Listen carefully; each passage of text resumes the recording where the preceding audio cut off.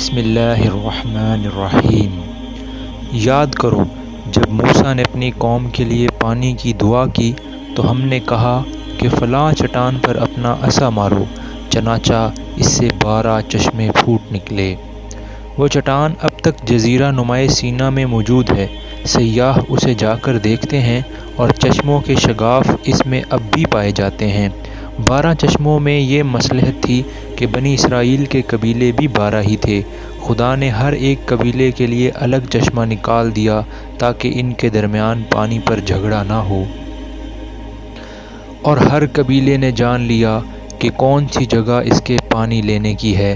اس وقت یہ ہدایت کر دی گئی تھی کہ اللہ کا دیا ہوا رزق کھاؤ پیو اور زمین میں فساد نہ پھیلاتے پھرو۔ یاد کرو جب تم نے کہا تھا کہ اے موسیٰ، ہم ایک ہی طرح کے کھانے پر صبر نہیں کر سکتے، اپنے رب سے دعا کرو کہ ہمارے لیے زمین کی پیداوار، ساگ، ترکاری، کھیرا، ککڑی، گیہوں، لہسن، پیاز، دال وغیرہ پیدا کرے۔ تو موسیٰ نے کہا، کیا ایک بہتر چیز کے بجائے تم ادنیٰ درجے کی چیزیں لینا چاہتے ہو؟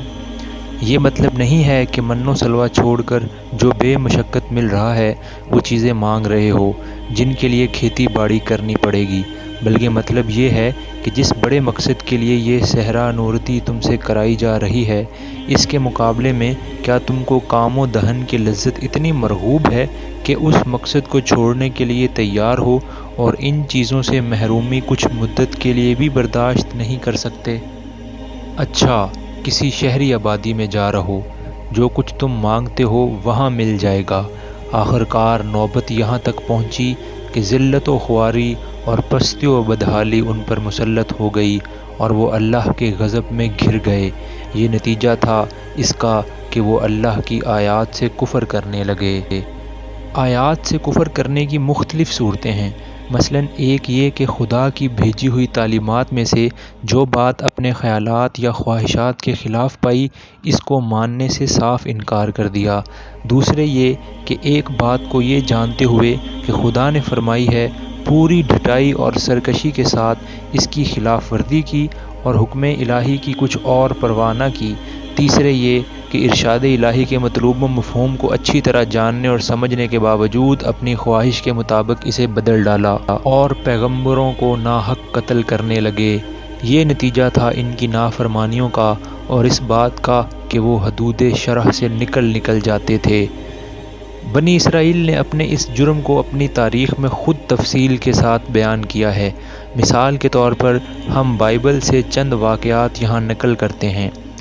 حضرت سلیمان کے بعد جب بنی اسرائیل کی سلطنت تقسیم ہو کر 2 ریاستوں یروشلم کی دولت یہودیہ اور سامریہ کی دولت اسرائیل میں بٹ گئی تو ان میں باہم لڑائیوں کا سلسلہ شروع ہوا اور نوبت یہاں تک آئی کہ یہودیہ کی ریاست نے اپنے ہی بھائیوں کے خلاف دمشق کی ارامی سلطنت سے مدد مانگی۔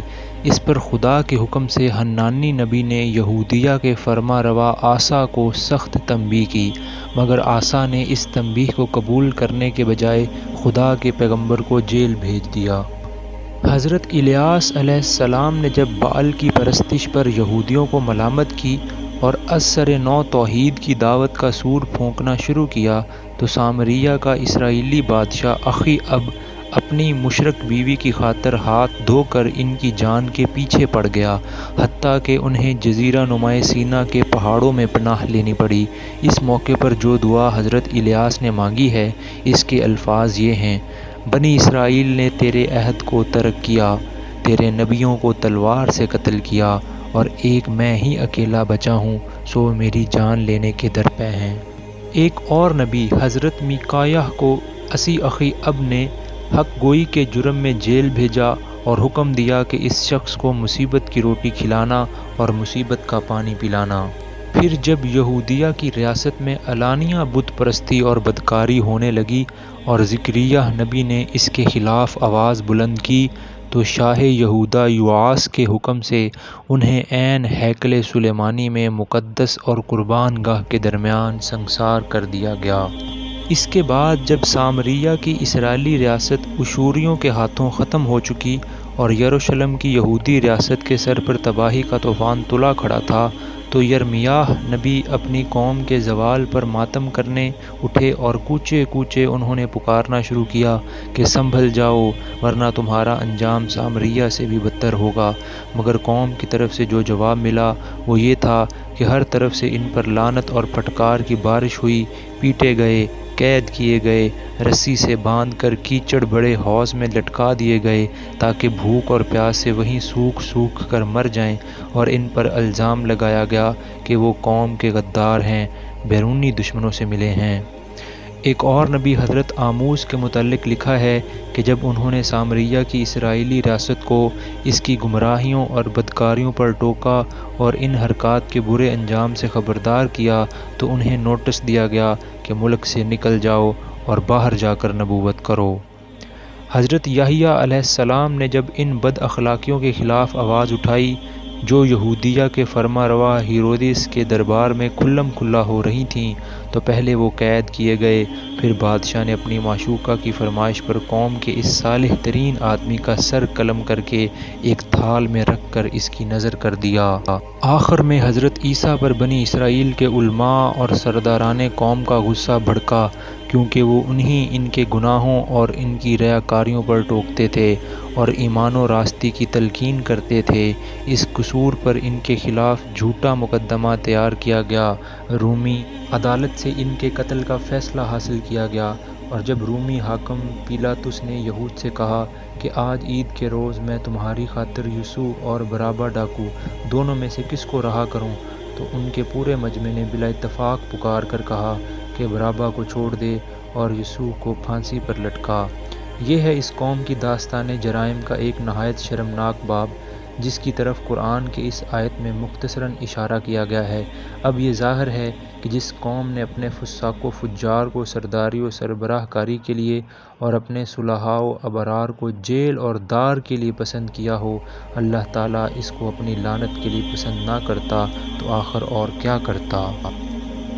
سلسلہ عبارت کو پیش نظر رکھنے سے یہ بات خود بخود واضح ہو جاتی ہے کہ یہاں ایمان اور اعمال صالح کی تفصیلات بیان کرنا مقصود نہیں ہے کہ کن کن باتوں کو آدمی مانے اور کیا کیا اعمال کرے تو خدا کے ہاں اجر کا مستحق ہو۔ یہ چیزیں اپنے اپنے موقع پر تفصیل کے ساتھ آئیں گی۔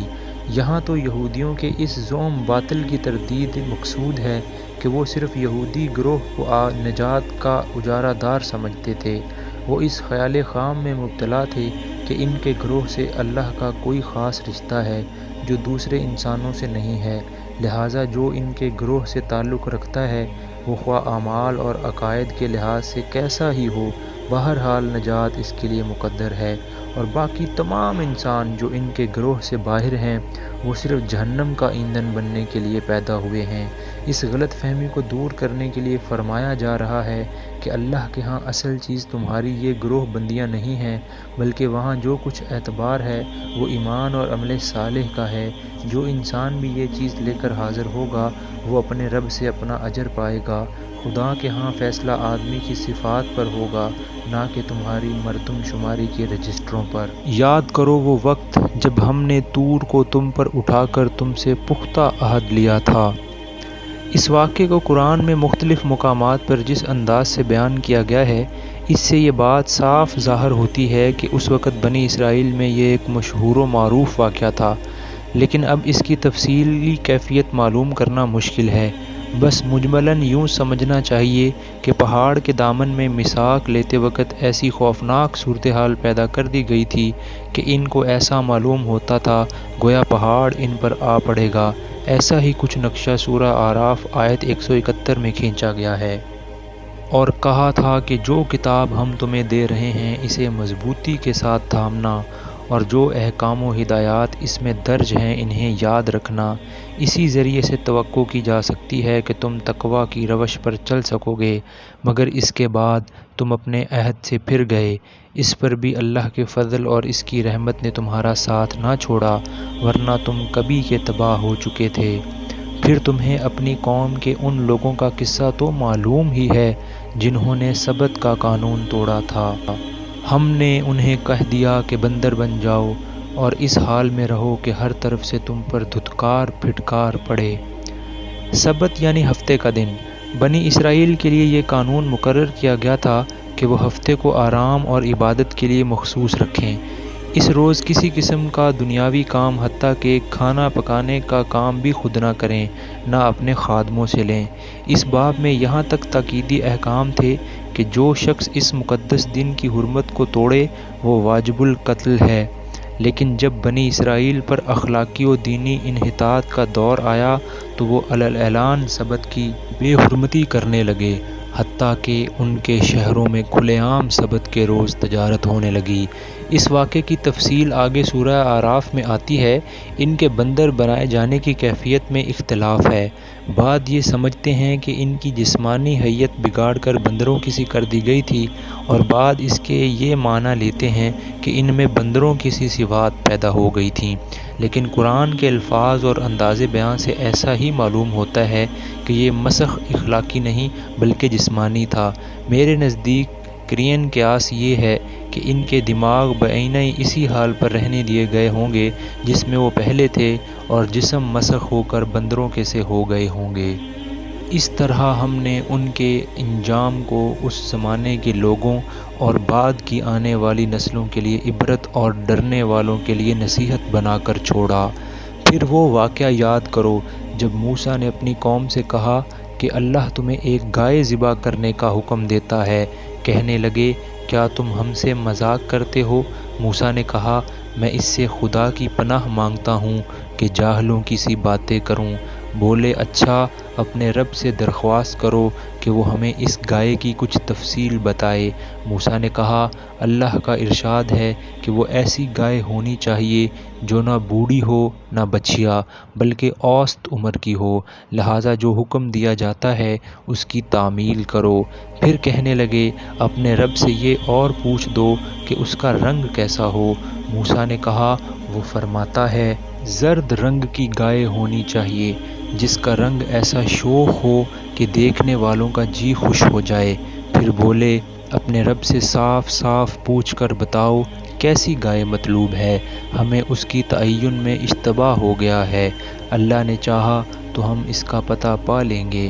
موسیٰ نے جواب دیا، اللہ کہتا ہے کہ وہ ایسی گائے ہے جس سے خدمت نہیں لی جاتی، نہ زمین جوتتی ہے نہ پانی کھینچتی ہے، صحیح سالم اور بے داغ ہے۔ اس پر وہ پکار اٹھے کہ ہاں، اب تم نے ٹھیک پتہ بتایا ہے۔ پھر انہوں نے اسے ذبح کیا، ورنہ وہ ایسا کرتے معلوم نہ ہوتے تھے۔ چونکہ ان لوگوں کو اپنی ہمسایہ قوموں سے گائے کی عظمت و تقدیس اور گاؤ پرستی کے مرض کی چھوٹ لگ گئی تھی، اس لیے ان کو حکم دیا گیا کہ گائے ذبح کریں۔ ان کے ایمان کا امتحان ہی اسی طرح ہو سکتا تھا کہ اگر وہ واقعی اب خدا کے سوا کسی کو معبود نہیں سمجھتے تو یہ عقیدہ اختیار کرنے سے پہلے جس بت کو معبود سمجھتے رہے ہیں اسے اپنے ہاتھ سے توڑیں۔